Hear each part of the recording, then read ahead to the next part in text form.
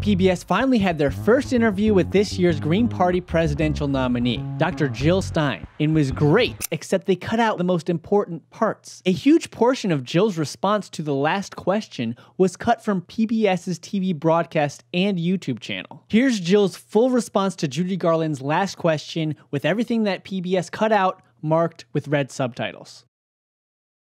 You've made it clear you think both Hillary Clinton and Donald Trump would be terrible presidents for the country. So are you saying you think literally that Hillary Clinton is every bit as bad for the country as Donald Trump?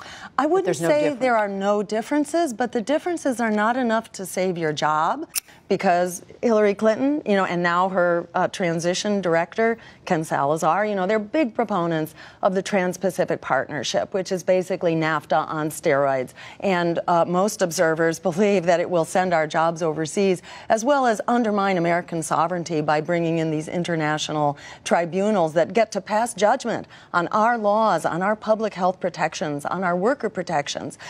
So we can't count on saving our jobs, saving our lives. 1 in 3 Americans now cannot afford health care under Obamacare, or saving the planet, because Hillary has been a big proponent of fracking, as is Ken Salazar, her transition director. So we feel that in this election, we're not just deciding what kind of a world we're going to have, but whether we're going to have a world or not going forward. And knowing that the majority of Americans is unhappy with these two-party choices, this is the time for us to open up. Americans have not only a right to vote, but a right to know who we can vote for. So we're pushing for opening up the debates, and then let's see how the chips fall.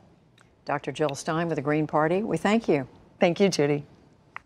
After cutting out all mention of the TPP, all criticism of Hillary Clinton, PBS cut out Jill's eloquent line. Americans have not only a right to vote, but a right to know who we can vote for. Apparently, PBS disagrees.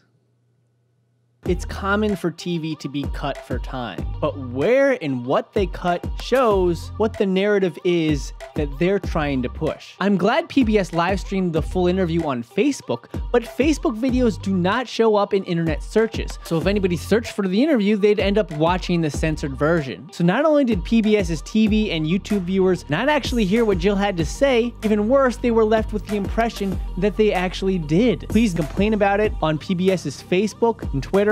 And I'd tell you to complain in a comment on PBS's YouTube channel also, but they have disabled comments on nearly all of their videos. I find it especially messed up that even though PBS is publicly funded, they don't allow comments, aka public discussion, on their YouTube videos. But I do, so please leave a comment with your thoughts on this.